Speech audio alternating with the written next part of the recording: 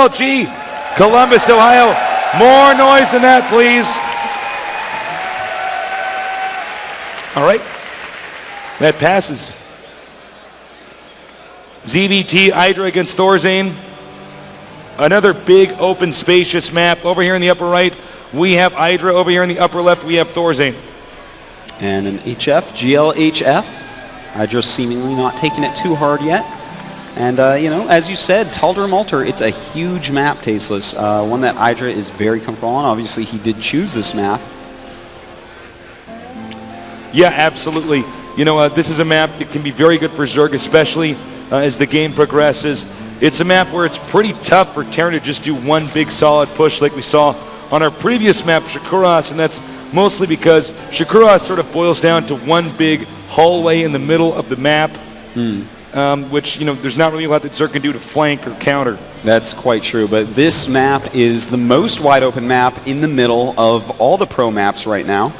So that's going to be what EGIdra is looking to do, spread his creep out there and be able to have a little bit more mobility against a push like ThorZain just pulled off.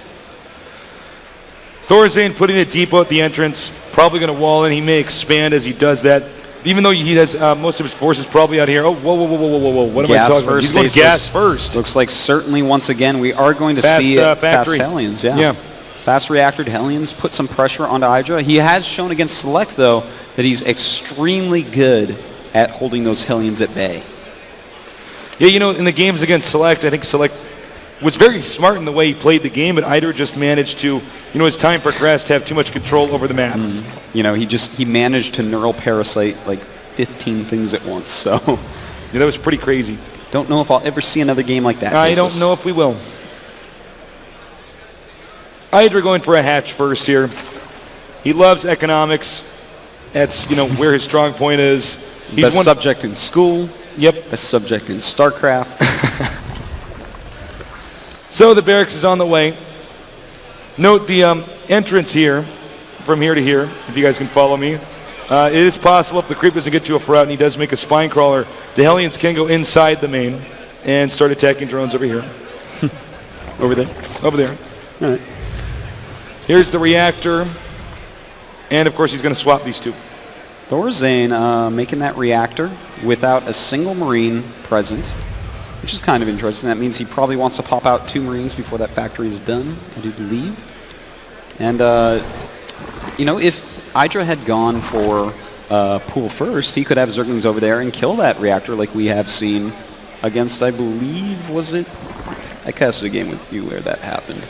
I'm not going to guess who it was, though. I don't want to seem stupid. No, I've done that before, and it doesn't pay off. So we looks like we have this swap about to occur. Here we go.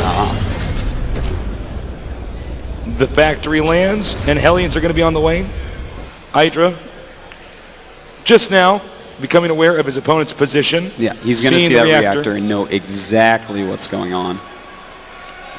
It is, of course, a very early reactor due to the quick refinery over here. The SCV did see that Overlord, so he's going to build his command center over a little bit closer to his other command center so the Overlord doesn't get to see that for free. And very good by EGIdra. He moves the spine crawler up so we can cover this surface area over here. And interestingly enough, only makes 2 Hellions. EGIdra is walking a slow queen up. He does have 2 queens and that spine crawler to defend against these 2 Hellions, so they probably won't end up doing any damage whatsoever. ThorZain's pretty smart. He switched out of this strategy once he saw the Overlord spot the reactor. Yep, it's a very good choice. Oh, he's in. He's doing just what you said, Tasteless. He's doing the Tasteless build. He comes in here, takes out these Zerglings, and you know what? EGIdra could lose a lot of workers here. He's got to be very careful. Does not want to lose any drones. Does not want those queens to go off creep either.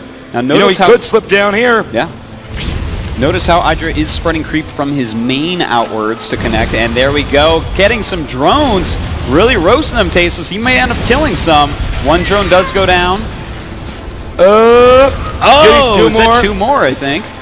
3 kills on this Hellion, so 2 more. And it should go down pretty quickly here. Well, the Zerglings will have the speed advantage on the creep, but apparently ThorZain is very good at controlling this Hellion. Indeed he is. Again, I really like how he switched out of making Hellions the moment the strategy was discovered. It wasn't actually that much of a blow to EGIdra because he didn't lose a ton of drones. Yeah, but he did have to make some Zerglings as well. So overall, I would say ThorZain got the upper hand in that just slightly. Now a lot of drones coming up for EGIdra. Speed as well, sending those Zerglings out to see what they can see. ThorZain, on the other hand, probably going to play pretty safe from here, Tasteless. Here come the Zerglings now. And right now, EGIdra's going to own this area somewhat. It might be very difficult for ThorZain to actually move his army out here. Those are speed Zerglings. EGIdra peeking, seeing exactly how many Marines are there.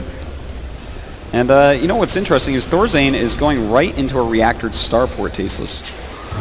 That is very, very quick for how many barracks he actually has. I suppose he wants to get medevacs pretty quickly. Indeed, ThorZain's builds are pretty specific. Yeah, you know, he's planned out some amazing builds. And he's a player who's made up a lot of the stuff he does. He doesn't really just go around and copy people. He figures out what works for him, and he does it. Well, you know, he might be thinking that EGIdra is such a macro player, he's probably going to try to expand a couple times. And that means a later spire, later layer, because he's making so many drones.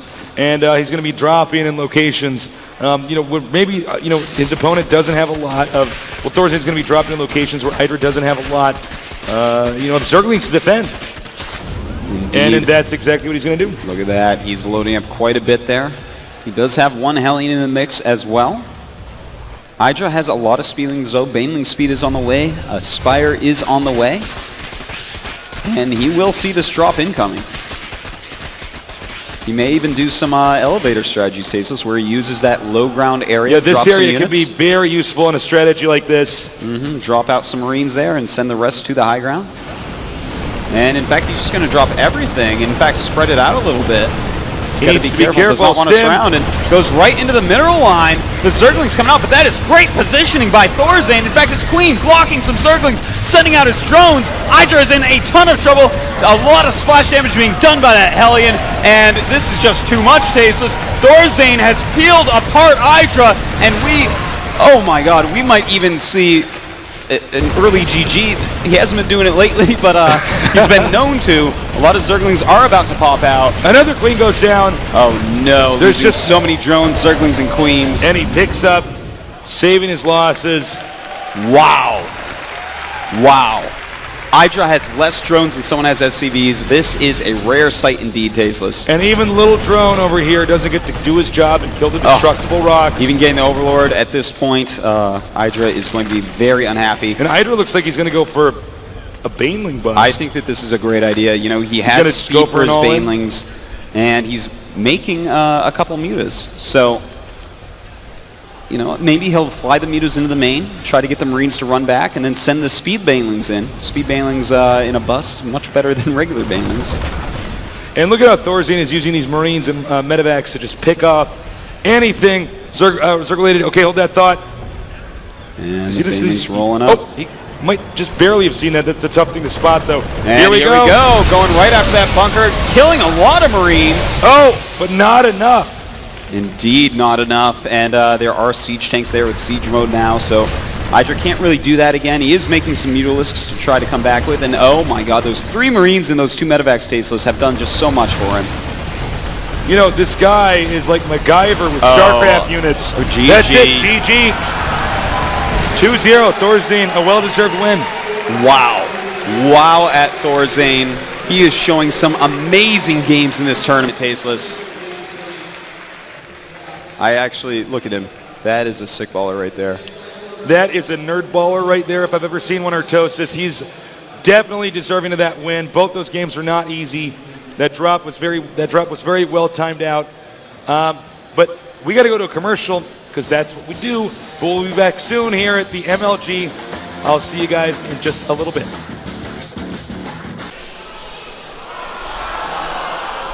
And the crowd is booing. There we go. Make some noise here. ThorZain taking out EGIdra 2-0. So many people in the crowd. What is it like to take out EGIdra here on the big stage 2-0, ThorZain? Of course, it's really, really nice, but I think that this game didn't have any meaning at all in the group, so I don't know if he played his best. Oh, okay, that's an interesting take on it. Now, talk to me about those games. Really, what really worked in your favor throughout them? Why I won? Okay, well, on the first game, I don't really know why I won because I did really bad early and I got supply blocked all the time. I guess he droned when I attacked or something. Another second map, I just played really cheesy, and it worked out. All right, well, get on your feet, guys. Give ThorZain a huge, huge cheer here. Taking out EGIdra, of course, one of the big crowd favorites. Back to you guys over at the desk. The crowd is going crazy right now, Nick and Dan.